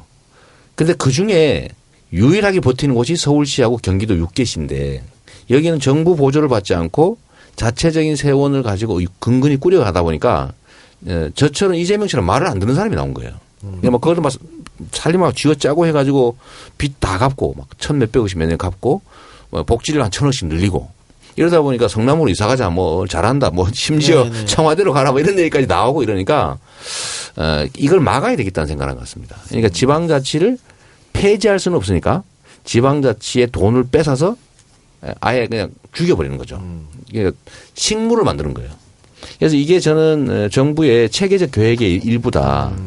그래서 만약에 이 6개 도시에서 1,000억씩 1,500억씩 이렇게 뺏겨버리면 수원시 같은 경우는요 가용 예산이 하나도 없어져요. 그럼 뭐 아무도 못하는 거죠. 고양시는 정부 보조금을 받아야 되는 단체가 됩니다. 화성시, 과천시 다 그렇죠. 용인시도 지금 경전철 빚을 1년에 1,000억씩 갚고 있는데 이제는 빚 갚고 이제 복지도 좀 하고 옛날처럼 이제 정상으로 돌아가려고 준비를 하고 있는데 매년 1,000억씩 뺏어가 버리면 계속 경전철 빚 갚는 지금 현재 동네 청소도 잘 못하고 있는 상태인데 그 상태로 돌아가는 겁니다. 그러니까 지방자치를 없애버리고 싶은 거죠. 그러니까 묘하게도 정부에서 얘기한 6개 시 네. 중에 4곳이 야당이죠. 더민주 소속이네요. 그렇습니다. 그러니까 이게 사실은 성남시가 이번에 성남시에 포함된 지역구 이번에 결과가 어땠습니까? 총선. 원래는 새누리당이 이제 민주당, 더불어민주당이 한 개 이렇게 됐는데 이번엔 분당을 그냥 뭐 강남 벨트 분당을 압도적으로 더불어민주당이 이기면서 3대1이 됐고요. 3대1. 수원은 5군데 전원 싹쓸이 뭐 용인도 뭐 2군데. 그러니까 이게 서울도 마찬가지입니다. 고향, 서울도 이번에 야당이 거의 전승을 했는데 만약에 박원순 시장이 오세훈처럼 했어봐. 이길 수 있겠어? 못 이기죠. 네. 그러니까 성남도 이재명 효과가 분명히 있었거든요. 뭐 제 자랑하기는 좀 그런데 잘하시면서 뭘. 분당의 지지율이 엄청나게 높거든요. 그러니까 실제로 정치인을 잘 뽑으니까 우리의 혜택이 되네. 뭐 교육 지원도 해주죠. 뭐 보육 지원도 하지요. 뭐 출산 지원도 하지. 노인 지원도 하지. 뭐 자식간에 너무 동네가 좋아지니까 뭐 사람 잘 뽑으면 잘 좋네. 그냥 막 아무나 막 찍는 걸 안 하는 거예요. 그냥 김병관 후보가 당선될 꿈에도 생각 못했거든. 우리 방송에 나왔지만. 원래 10%씩 지는 그렇죠. 아닙니까? 근데 10%를 이겨버렸다. 네. 거기서 어쨌든 이재명 효과가 있었다고 보고. 그러니까 정부에서 이렇게 하는 것도 이런 의미가 있는 것 같아요. 저는 민주주의의 기초. 그러니까 사람들이 국가에 관해서 민주주의라고 하는 거는 사실 체감이 안 됩니다. 너무 멀고 너무 커요. 그래서 지방자치라는 걸 쪼개서 하면 사람들이 민주주의의 가치를 배우게 됩니다. 그래서 김대중 대통령이 정말 목숨 바쳐서 단식농성해가지고 관철했고 그렇죠. 그게 이제 사람들한테 민주주의 의식을 심고 민주주의 연습을 하면서 정권 교체의 이제 씨앗이 됐거든요. 그러니까 여기를 획일화 해가지고 지방자치를 껍데기로 만들어 놓으면 사람들이 민주주의를 접할 기회가 없어요. 예를 들면 성남만 해도 지금 온갖 저희가 복지 정책을 하고 다른 동네에서는 막 성남 잘한다 그러고 그러니까 자부심도 생기고 혜택도 있는데 이게 싹 없어진다고 생각해 보세요. 그러면 정치라고 하는 게 자기 삶의 의미가 없어져요. 그러면 무관심해지고 그러면 예를 들면 저희에 대한 원망도 엄청 높아지겠죠. 그렇죠. 저놈이 뭐 줬다 뺐냐 뭐 이렇게 얘기할 수 있고 정부가 뭐 1,000억을 뺏어갔는데 이건 나중에는 안 통한 얘기거든요. 그러니까 당장에 무리가 발생하더라도 이 6개 시가 잘하니까 되게 잘한다는 평가를 받으니까 돈을 뺏어서 못하는 자치단체를 만들고 싶은 거예요. 그러니까 사실은 DJ 이야기 하셨는데 네. 그 DJ가 지방자치단체 단식 투쟁할 때 김대중 전 대통령은 방금 이 시장 말처럼 민주주의의 꽃이라고 봤거든요. 네. 지방자치가. 맞습니다. 그래 평생이 지론이었는데 그리고 지방선거에 압승하고 그게 결국은 정권 교체까지 이렇게 네. 이어진 것인데 그렇기 때문에 야당 DNA를 갖고 있는 사람은 이건 반드시 지켜야 되는 것이고 네. 이건 민주주의를 신봉하는 사람은 너무나 당연한 것. 그런데 이거 지금 박근혜 정부에서 이걸 뺏어가려고 이상한 짓을 하고 있는데 이거 법으로는 전혀 문제가 없는 겁니까? 정부에서 이렇게 하는 것이? 이게 이제 지방자치는 헌법상 제도여서 원래 헌법에 지방자치단체의 조직과 재정 등은 법률로 정한다고 돼 있어요. 그렇죠. 근데 법으로 이렇게 대체적인 걸 정해놔야 되는데 이게 우리나라 이 법이 수는 엉터리다 보니까 시행령으로 통째로 위임을 해놓은 거예요. 그래서 대통령이 마음대로 전부 뺏을 수도 있고 조금만 뺏을 수도 있고 어디다 많이 줄 수도 있고 이렇게 만들어 놓은 겁니다. 근데 이거를 뭐 원래는 도덕적으로 그러면 안 되죠. 뭐 자기 마음대로 하면 안 되잖아요, 이게. 네. 헌법은 법률에 위임하고 법률은 시행령에 위임하고 그 시행령은 대통령 마음대로니까 지금 현재 대통령이 시행령을 고쳐서 해버리겠다는 거죠. 6월 달에 지금 입법력을 하겠다, 밀어붙이겠다 이렇게 얘기를 해서 저희가 워낙 다급하기도 하고요. 그래서 오늘 이렇게 부탁을 드려서 우리 국민 여러분들 특히 이제 우리 야권 지지자 중에도 오해를 하는 분이 계세요. 그렇죠. 잘 사는데 좀 도와주지 그러냐. 그런 분들 계시죠. 뭐 그럴듯하잖아요. 이건 정부에 속는 거죠. 이건 나누는 게 아니라 서로 죽는 거예요. 이게 피해자들끼리 서로 뜯어먹는 거죠. 가해자인 중앙정부, 그러니까 지방재정을 악화시켰던 중앙정부는 뒤로 빠져서 피해자들끼리 너는 좀 낫네. 넌 죽겠지. 나한테 그러지 말고 너끼리 싸워서 뜯어가죠. 라고 시킨 거예요. 이게 정말 나쁜 짓이죠. 그러니까 지방자치의 근간을 흐트러뜨리는 행동이네요. 파괴하는 거죠, 사실은. 그러니까 제도 자체를 없애는 건 불가능하니까 지방자치 제도를 형식은 유지하되 무력화시키는 돈이 없으면 아무도 못하니까 돈을 싹 뺏기로 한 거죠. 그러니까 이재명 시장의 트레이드마크 복지 정책. 그래서 복지, 지방자치, 무조건 민주주의, 못하는 거죠. 하나도. 돈 뺏기면. 못하게 되는 거죠. 그러니까 네. 견제를 하려고 그러는 것 같은데 지금 재밌는 것은 용인시는 그 자치단체장이 새누리당인데 황당무계하게 됐죠. 지금 엄청난 반발을 하고 있는 거고 지금 25일 날 지난 25일 날 경기도 용인체육관에서 용인 시민들이 이거 절대로 하면 안 된다. 지방재정 개편안. 한 5천 명쯤 모였다더라고요. 걸기대를 했는데 여기는 뭐 남녀노소 가릴 것도 없고 직업을 가릴 것도 없고 농민들도 다 손 놓고 와서 걸기대를 했대요. 그만큼 중요한 거 아니겠습니까? 그런데 이렇게 중요한 일인데 우리 국민들이 잘 모르고 있다는 여기에 대해서. 그러니까 사람들은 경기도 6개시 그러니까 뭐 도시 6개인가 보다 이렇게 생각하는데 여기가 500만 명이에요. 이 경기도 대도시는 한 개가 인구가 100만씩 됩니다. 수원은 120만이고 고양은 뭐 107만 이렇게 되는데 이 피해보는 6군데를 합치면 500만 명이라 전라도, 전부하고 강원도를 합친 숫자만큼 됩니다. 그러니까 지금 언급하셨던 6개 도시가 수원, 성남, 화성, 용인, 고양, 과천인데 그렇습니다. 이게 지금 뭐 우리 세대 그리고 우리 전 세대부터 해서 개발이 가장 많이 잘 된 데고 그렇습니다. 인구 이동이 가장 많이 된 데잖아요. 해당 지역 주민들이 땅값 비싸고 하니까 자기 세금을 많이 내는 거죠. 그렇죠. 그냥 이게 어디서 그냥 공짜로 생기는 게 아니고 해당 지역 주민들이 자기 지역 살림을 하자고 내는 세금이 많으니까 견디는 건데 이거를 75%까지 뺏어 가버리겠다는 거예요. 그러니까 이거를 그럼 정부가 이렇게 할 필요가 있냐. 일단은 중앙정부는 자기들이 지방재정에 피해를 입혔던 4조 7천억 자기들이 주겠다고 약속을 했어요. 예. 근데 주겠다고 약속을 이걸 안 지키고 그거의 10분의 1밖에 안 되는 한 5천억을 뺏어서 나눠줘 버리면 이거는 사실은 받는 쪽은 의미가 없고 주는 쪽은 죽는 거거든요. 그러니까 구체적으로 설명드리면요. 이 제도가 시행되면 어떤 일이 벌어지냐면 일단 성남부터 오면 무상급식 지원 예산이 삭감됩니다. 절반 정도 삭감이 되는 것이고요. 또 대학생 학자금 대출이자 이거 없는 일이 되는 거고 보훈명예수당 그러니까 국가유공자 지원 사업이죠. 이것도 사라지는 겁니다. 또 청년 배당도 당연한 거고 성남 시립으로 지금 짓고 있는 것도 표로 되게 되고 연기될 수밖에 그렇죠. 없죠. 네. 또 성남뿐만이 아니고 수원 같은 경우에는 오온춘 사건이 있었지 않습니까? 그래서 CCTV를 확대하는 거. 이거 사업을 했는데 이거 당연히 삭감되는 거 못하게 되는 올 수도 될 겁니다. 네. 또 교통약자 지원제 이것도 아주 소중한 거거든요. 장애인들이 이렇게 그것도 이제 사업 보류. 또 화성시 같으면 전국 최초로 농업인 월급제를 했는데 이것도 폐지. 그러니까 일 아무것도 못하게 되는 아주 심각한 문제에 직면하게 되는데 결국은 박근혜 정부가 이렇게 이런 말도 안 되는 일을 벌이고 있는 것은 아까도 얘기했지만 여러 가지 이유가 있겠지만 겉으로 그 변명되고 있는 거. 전국에서 좀 도와주자. 이거하고는 전혀 상관없는 거라는 이런 말씀이죠. 그러니까 효과도 없고. 그러니까 가능하게 효과가 없는 거고. 아니, 한 자치단체에서 6개 500만이 살고 있는 대도시를 다 망가뜨려 가지고 그 5천억을 뺏어서 200군데가 나눠 가지면 무슨 돈이 되겠는 거예요. 근데 그걸 마치 지방재정을 균형을 맞춘다. 형평성을 제고한다 그러는데 정부가 뺏어간 돈 중에 10분의 1만 내면 이거 다 해결할 수 있잖아요. 4조 7천억 중에 10분의 1이면 4,700억이고 10분의 1 자기들이 피해를 입히고 지방정부에 떠넘겼던 그리고 자기들이 스스로 약속한 것. 원상복구해 주겠다 약속했던 거에 10분의 1만 지켜도 이 6개 시를 이렇게 거지 만들지 않을 수 있는 거죠. 근데 왜 그럴까 제가 생각해 봤어요. 예, 왜 그럴까 생각해 봤는데 정부하고 이 6개 시 운영이 너무 비교가 되는 겁니다. 전에 새누리당이 집권하고 있을 때는 다 비통이 만들었잖아요.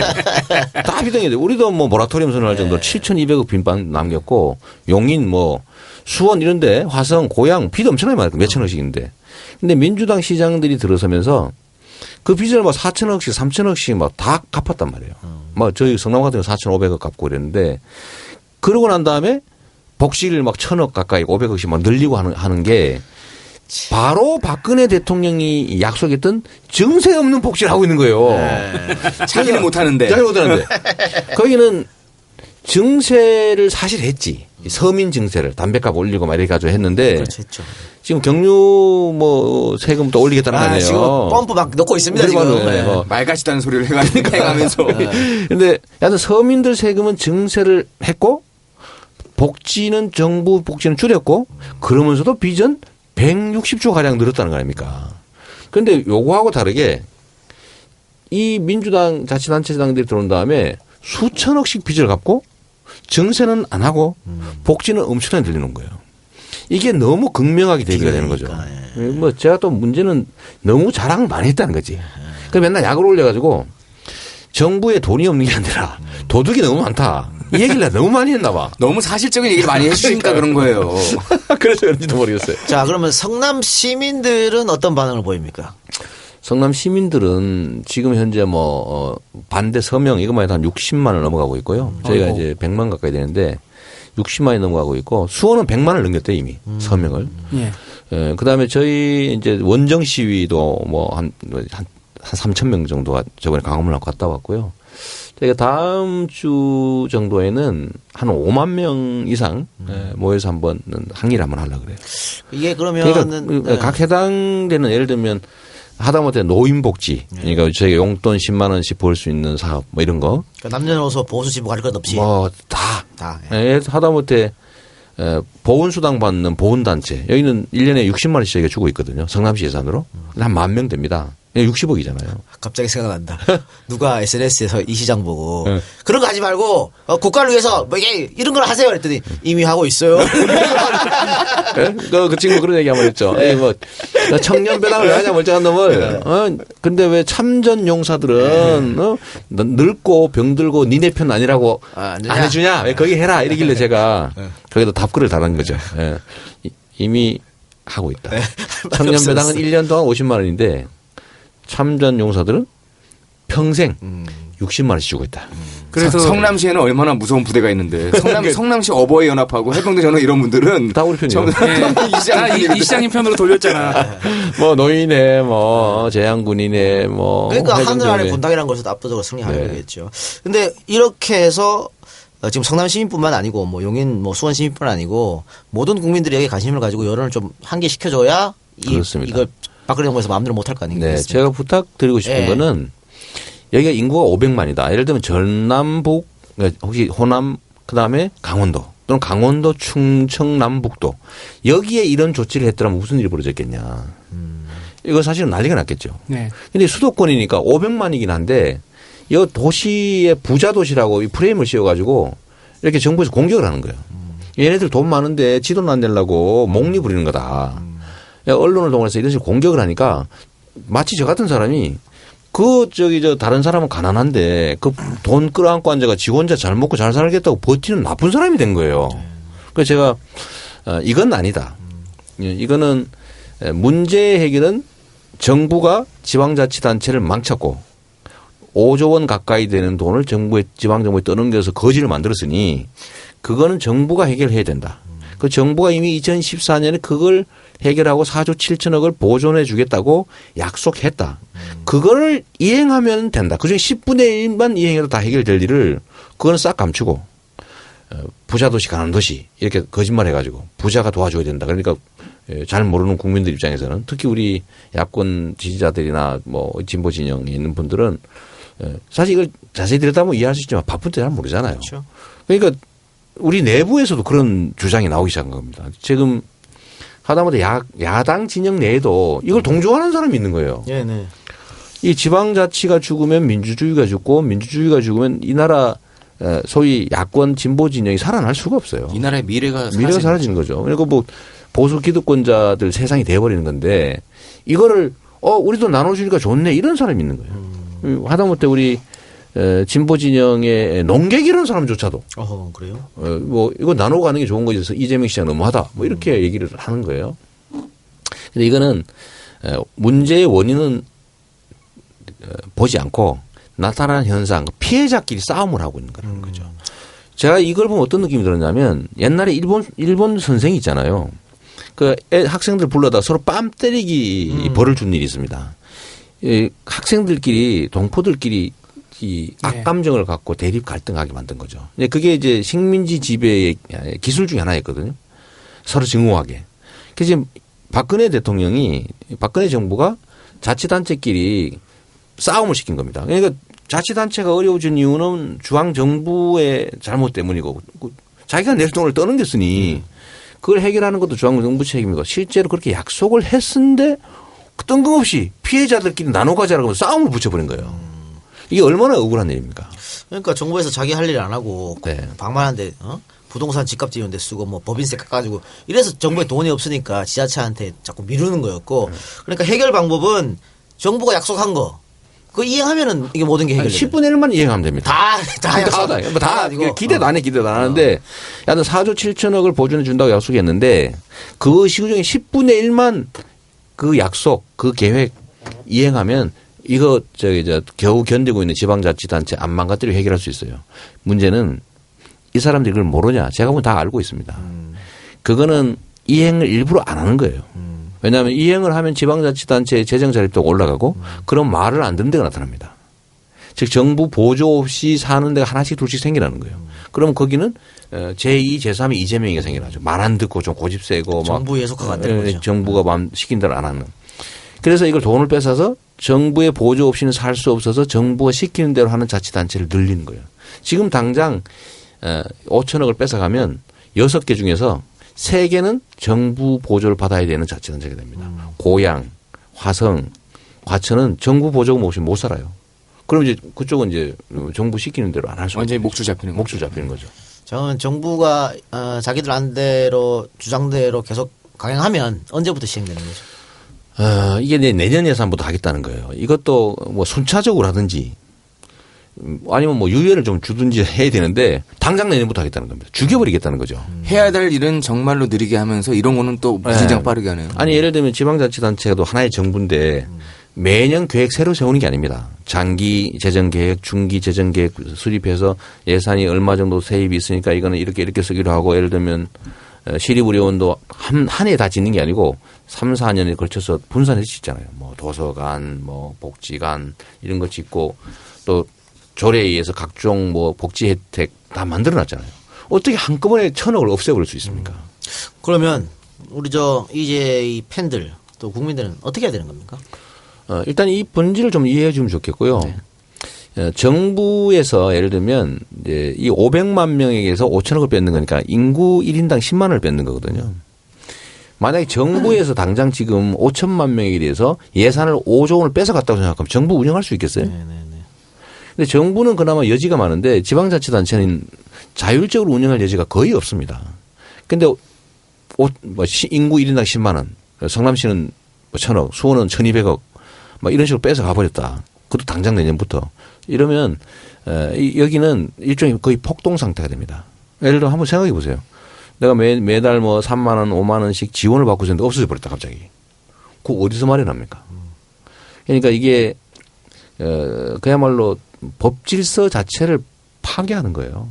그래서 제가 부탁드리고 싶은 거는 이 부당함에 우리가 좀 일단 동의해 주시라. 네. 그리고 다 부자 도시니까 나눠라. 이런 피해자들끼리 싸움시키는 가해자의 전략에 그 놀아나지 않았으면 좋겠어요. 저는 우리 야당 내에 또 일부 이런 걸 동조하는 분이 있어요. 제가 이번에 정말 황당무계했던 겁니다. 야당에 대한 공격이거든요. 그렇죠. 야권에 대한 공격이고 이 소위 진보 진영에 대한 공격인데 조금만 보면 될 거를 그 프레임에 빠져가지고 정부 말 맞네. 뭐 공평하게 나눠 가지면 좋지 뭐. 그 고지부풀이나 좀 내놓지. 제가 가지고 있으면 제 돈입니까? 그렇죠. 그래서 그 부탁을 한번 드리려고 오늘 일부러 이렇게 부탁했습니다. 그러면 정부의 지방재정 개편에 대해서 또 혹시 할 말 있습니까?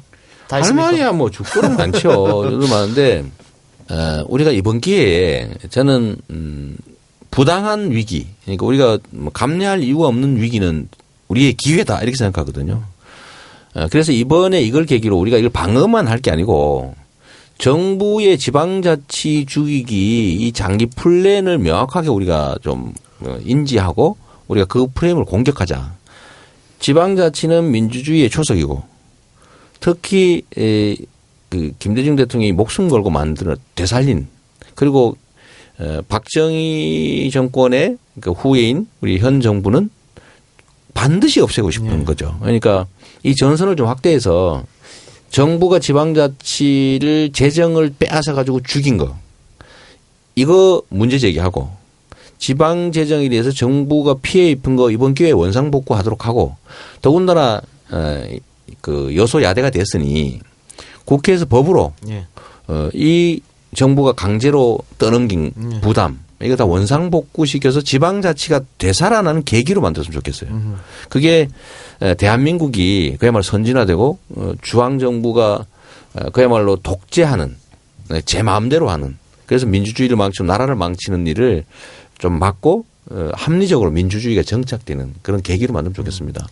우리 이 작가님도 많이 좀 도와주세요. 알겠습니다. 국민들의 힘을 보여주시기 바라고요.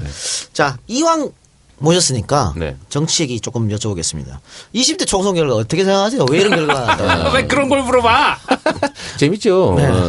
저는 종편의 패배다 이렇게 봅니다. 이 사회의 수준이 그런 종편의 빨간색 그러니까 일방적인 허위사실 유포, 왜곡 이런 거에 넘어갈 만큼 엉터리 아니에요. 근데 우리는 되게 막 하도 많은 종편이나 이런 뭐 찌라시 뭐 이런 데서 마구 이상한 소리 해야 되니까 다 그렇게 생각한 것 같습니다. 나는 안 속는데 다른 사람은 속았겠지. 그래서 되게 외로웠던 거예요. 이게 막상 투표를 해보니까 다 그렇게 안 속고 있었던 거죠. 그러니까 제가 그 재미있는 현상을 발견했는데 어떻게 투표하기 전날 여론조사를 했을 때는 새누리당이 압도적이었는데 개표하고 난 다음에 물어보니까 반대야. 그렇죠. 그 이유는 뭐냐면 여론조사 전화를 받는 사람들이 그전에는 나만 이렇게 생각하나 싶어서 말을 안 했던 거예요. 근데 개표 결과를 보니까 아 나만 안 속고 있는 게 아니라 다른 사람도 안 속았거나 자신감이 생겨서 막 얘기하기 시작한 거죠. 그러다 보니까 제가 재밌는 게 종편이 선거 개표한 다음 날부터 복장이 바뀌었더라고요. 그렇죠. 아, 그러죠. 그거 아셨어요? 아이, 그럼요. 내가 보니까 검은색으로 바뀌었어, 다. 그전에 다 빨간색 이랬잖아요. 그래서, 아, 이 사회가 저들이 생각하는 것처럼 엉터리 아니다. 국민의 힘은 정말 대단하다. 그리고 종편 요즘 바뀌어, 특히 TV조선이 종편을 주도하지 않습니까? 의제를. TV조선에서 김용민한테 용민이 형우라고 그랬대요. 나오라고. 저한테도 TV에서 나오라고 그랬어요.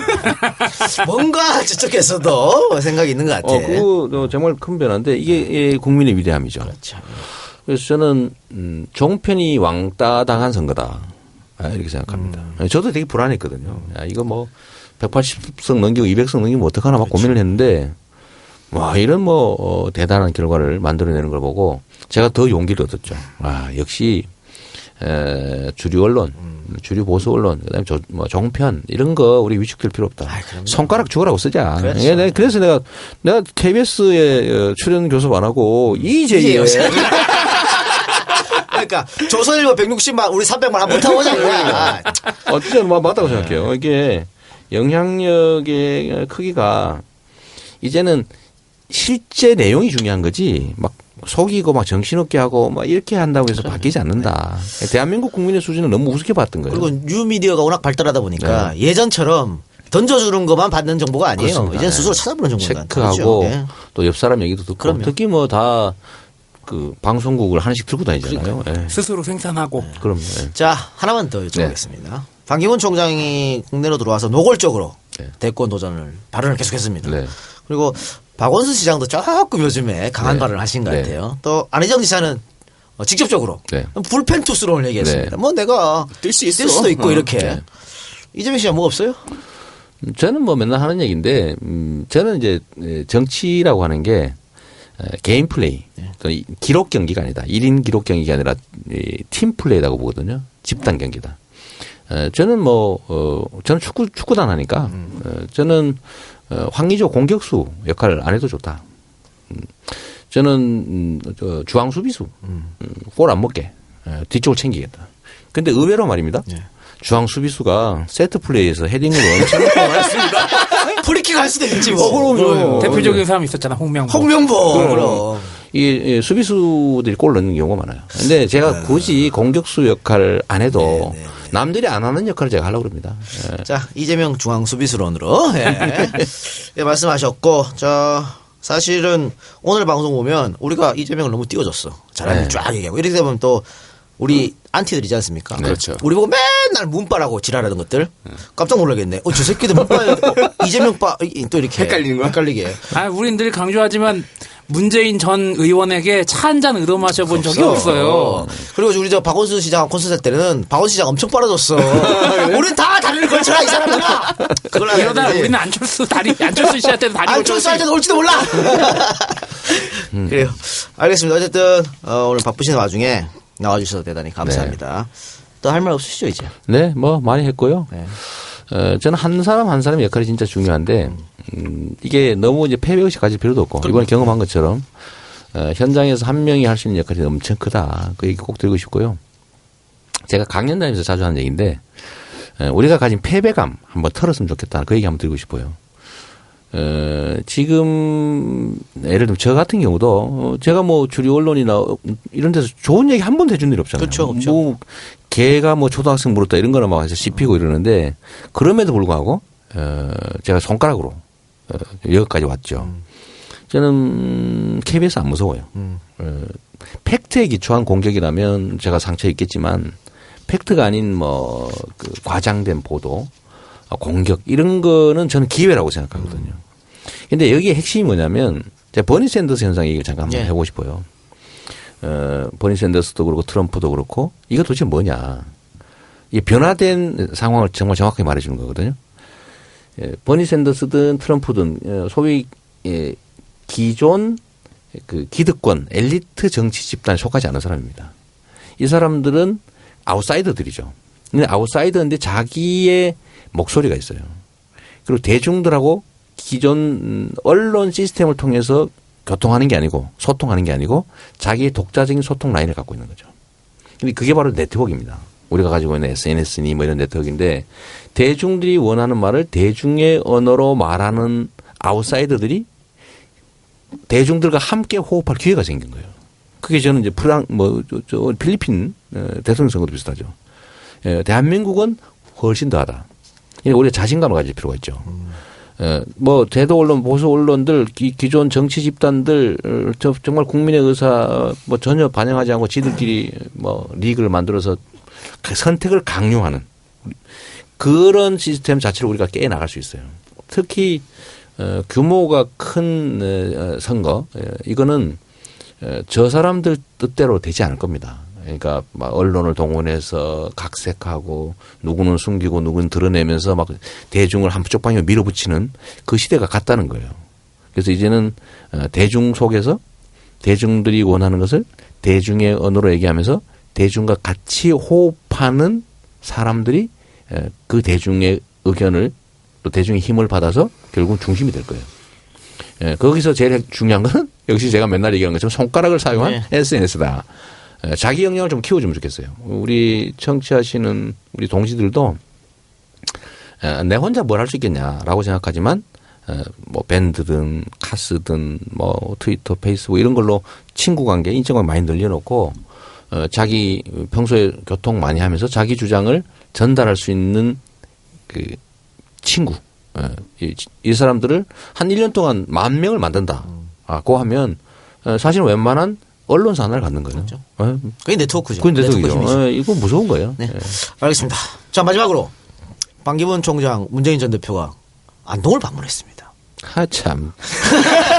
왜 하필 안동이야? 내 나와발인데.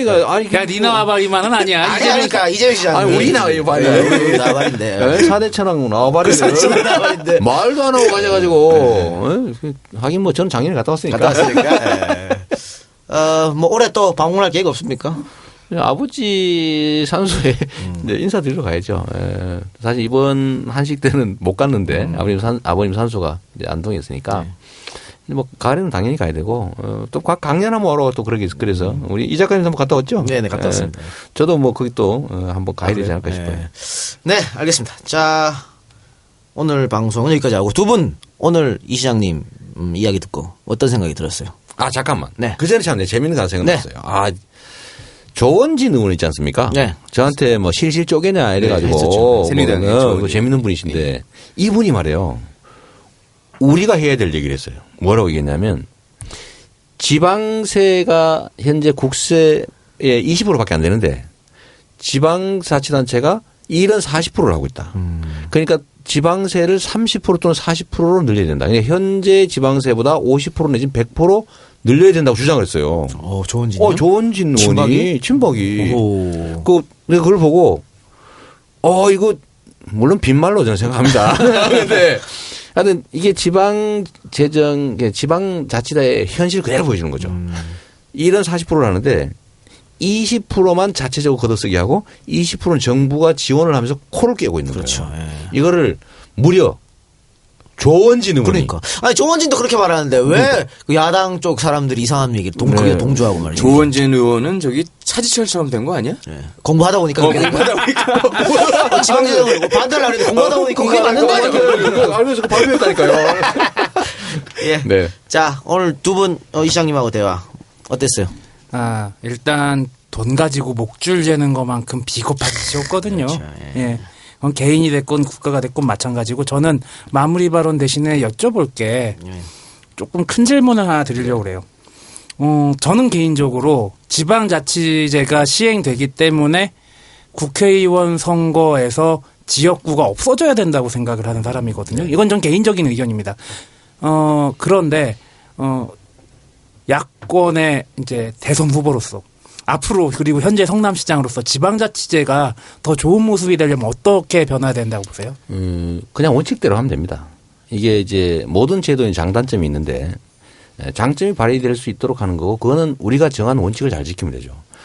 지방자치는 주민들이 의사결정을 직접 스스로 하고 책임지는 연습하는 과정이거든요. 그래서 지방자치를 민주주의를 가르치는 초등학교다. 이렇게 정의하는 사람이 있습니다.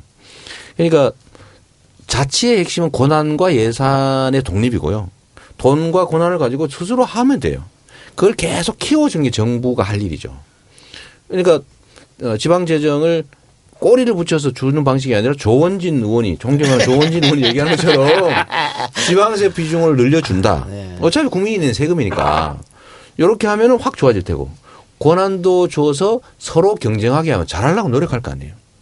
지금 지방자치단체가 어떻게 되어 있냐면 세금을 자체적으로 걷는 게 필수 비용이 부족한데 그 부족한 부분을 정부가 보조금을 주고 있어요. 그러면서 이제 코를 깨고 있는 거거든요. 그러면 이 지방자치단체에서 예산을 아껴 쓰면 어떤 일이 벌어집니까? 정부의 지원금이 그만큼 줄어들어요. 그러니까 아껴 써야 씁니까? 아니면 더 많이 쓰려고 그럽니까? 더 쓰기 경쟁이 벌어지게 돼 있어요. 그런데 만약에 정부 보조가 없이 세입을 가지고 운영을 한다고 하면 아끼는 만큼 자기가 쓸 수가 있습니다. 그렇죠. 그럼 여기는 절감하기 위한 경쟁을 하게 돼요. 그러니까 정부 보조를 최대한 줄이는 게 자체적으로 운영하는 자치단체를 늘리는 게 국가 발전에 명백하게 도움이 됩니다. 과거에 막 보도블록 쓸데없이 막 하는 이유가 그거예요. 왜냐하면 쓰는 만큼 더 주니까. 그렇죠. 아끼는 만큼 아끼니까. 그래서 이거를 정부가 완전히 역행하고 있는데 이런 짓 안 하면 되는 거죠. 나쁜 짓만 안 하고 법과 상식과 원칙이 정한 대로만 하면 잘 되게 돼 있어요. 이 문제는 이 정부가 그럴 생각이 없는 거죠. 망가뜨리려고 그런 거예요. 지금의 새누리당 그리고 지금의 박근혜 정부가 보여주는 모습은 마치 그런 것 같습니다. 신라시대 말기 어떤 그때 권력 싸움과 비슷한 것 같고요. 그다음에 고려시대 말기하고도 비슷한 것 같고요. 역대 최악의 왕이라고 했던 선조도 이렇게 세제 정책을 피지 않았습니다. 그리고 이번에 나왔던 그 얘기 그냥 딱 보고 느껴지는 건 딱 그거였습니다. 아까 식민지 시대 얘기하셨는데 일제 강점기 때 한국인들한테 부여됐던 공출제와 매우 똑같습니다. 비슷하죠. 똑같게 해가지고 서로 감시하게 만들고 서로 망가지게 만들고. 네, 알겠습니다. 자, 오늘 말이죠. EJ 안가가 쉬는 날이에요. 쉬는 아이고, 날인데. 미안합니다. 제가 우리 저 안가의 직원들한테 문자를 보냈죠. 오늘 쉬는 날인데 나오지 말고 있어라. 우리끼리 할게. 했는데 다 나왔어. 네가 저번에 하도 욕해서 그래. 아니야. 야, 진짜 있어라. 그냥 쉬어라. 우리끼리 하면 된다. 그 말이 더 무서워. 그렇죠. 네 말 안 믿는 거지. 그게 아니고 왜 그러냐 그래서 오늘 이 시장님이랑 나온다 하는데 그러면 우리가 나가야 된다. 오랜만에 이 시장을 봐야 된다. 이렇게 해서 지금 다 나왔어요. 우리 직원들이 한 명도 안 빼고 다 나왔어요. 쉬는 날에 놀고. 이거 어떡합니까? 막걸리 한잔 사주세요. 예. 자, 오늘 방송 여기서 마치기로 하고요.